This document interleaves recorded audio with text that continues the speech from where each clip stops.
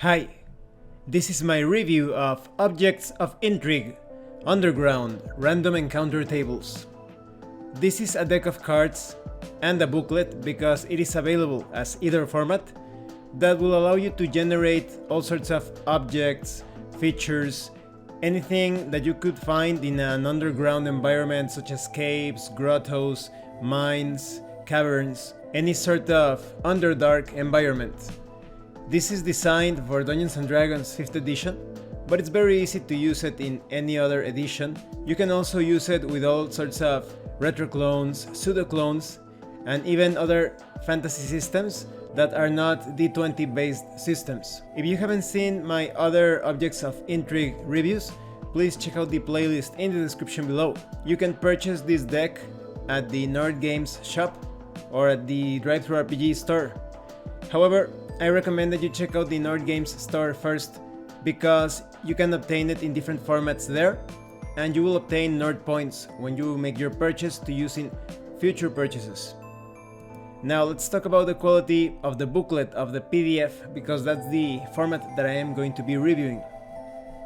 The quality is great overall. My only criticism is that, like the other Objects of Intrigue booklets, there aren't any hyperlinks when it comes to the results, to the entries, so that would have made navigating the PDF much easier.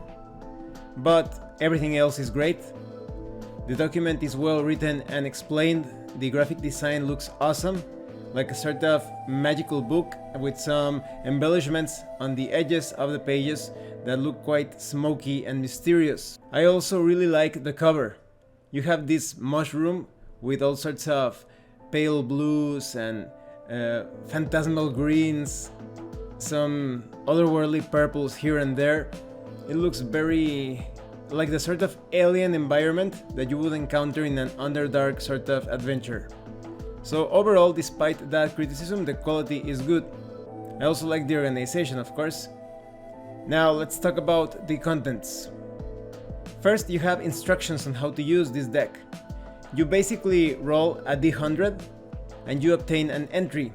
This works as a sort of sub-table where you roll another die, perhaps a d4 or a d12 depending on the results, and you obtain a feature that could benefit the party of adventurers. It could affect them negatively as well, or maybe it's just there to move the story forward. It could have some sort of background or flavor related information.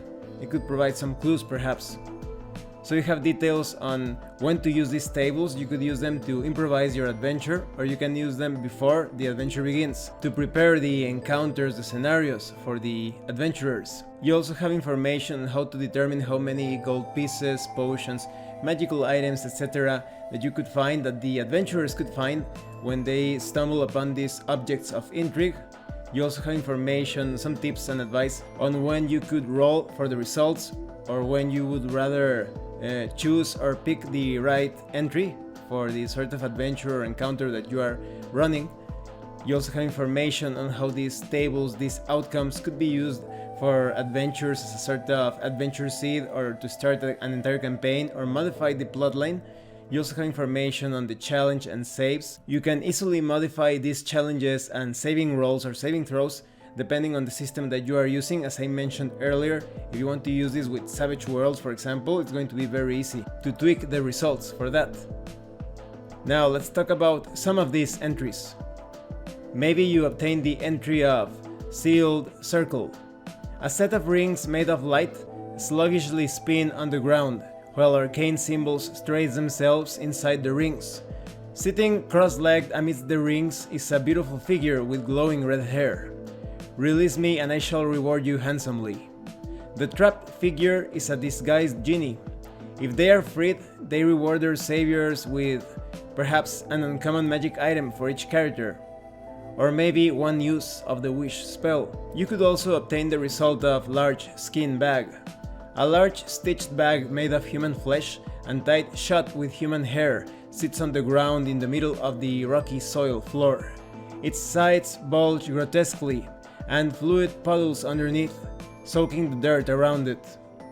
Opening the bag reveals a soup of purple fluid and body parts, or perhaps a mess of pulped and ground human remains as if someone was turned into the bag itself.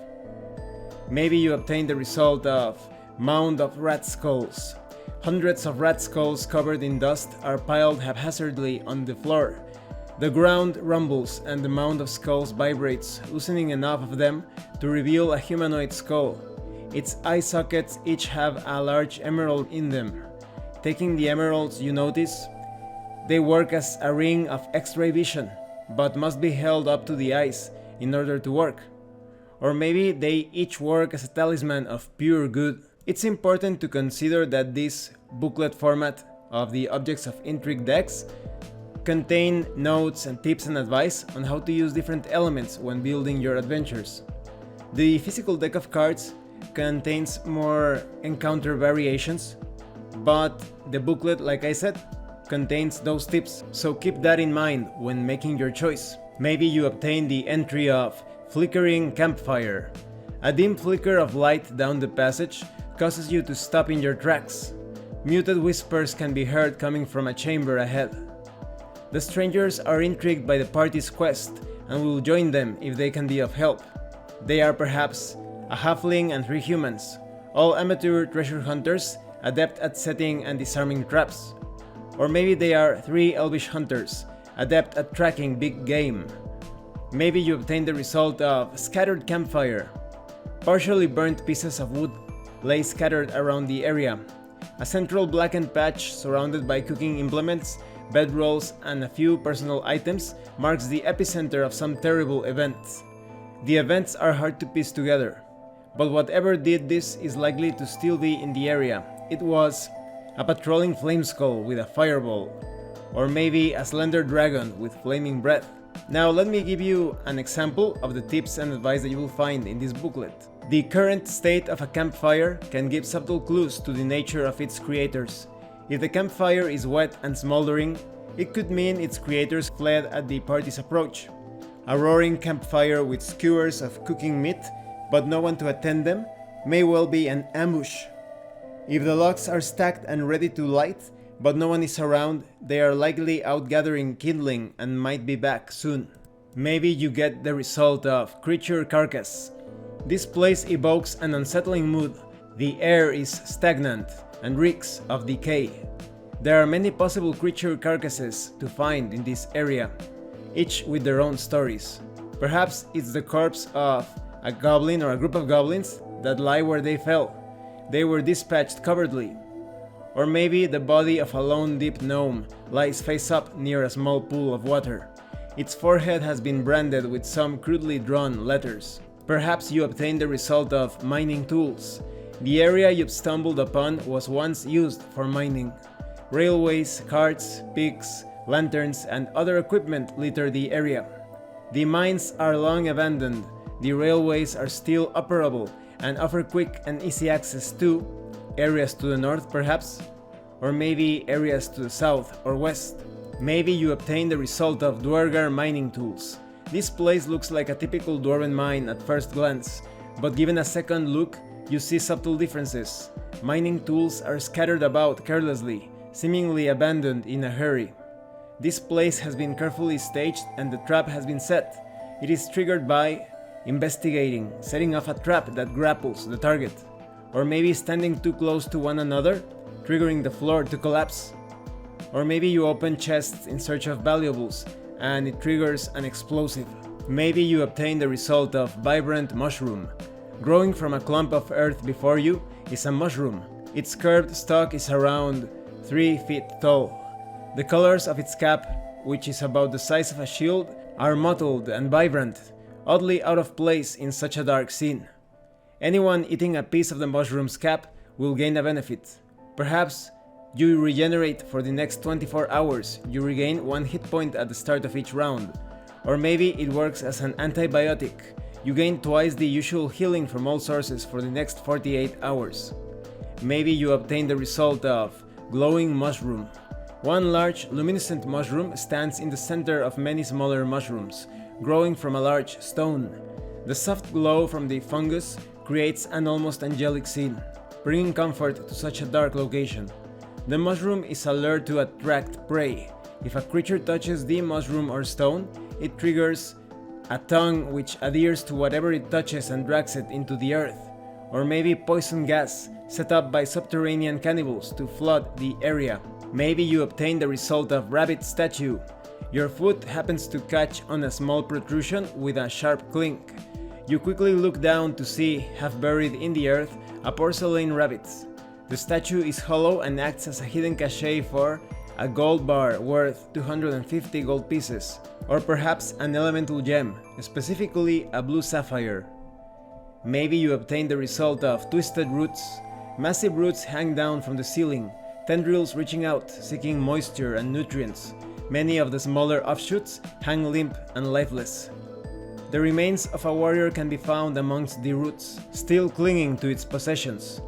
So perhaps this fallen warrior has a shield-shaped brooch around its neck, and it works as an animated shield. Or maybe sheathed at their side is a shining sword with a citrine pommel. It actually works as a lock blade. Maybe you obtain the result of spore roots. Roots of all shapes and sizes dangle from the ceiling, all spotted with the same spores which float lazily in the air around them. If disturbed, the roots release a cloud of spores and retract.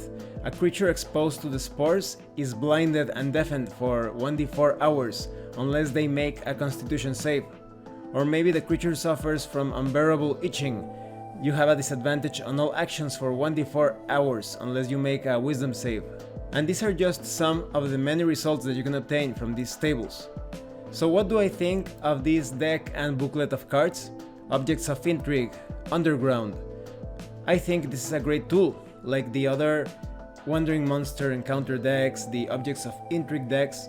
It's a great choice, a great tool to improvise encounters while running the adventure or when preparing for your next adventure. It's a great tool to use when you are preparing adventures beforehand, setting up encounters according to a story arc, or perhaps just based on the lore of a particular game world. But you can also improvise using these entries, generating the elements of each encounter as you go, as the adventurers are moving through the different zones and areas of your adventure.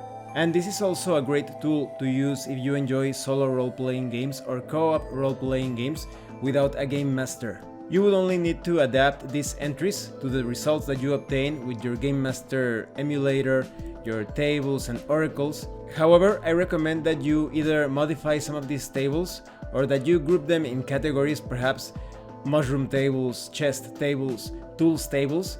So first you roll to see what sort of entry you obtain, and then you randomize the different sets of results so that you never know what your adventurer is going to encounter during those solo or co-op expeditions. However, I also recommend that you consider carefully if you want to get this as a physical deck of cards or as a booklet, because as I mentioned earlier, the deck of cards has a few more combinations when it comes to the results, and the booklet contains tips and advice on how to use different elements as you are building the adventure as you go or before you begin this session. Well, thanks for watching this review. If you have any comments or questions, please let me know. And thank you so much to those of you that have been supporting the channel by sending drive-thru RPG gift certificates. If anyone else wants to further support the channel, the information on how to do that will be in the description below. Once again, thank you, and see you later.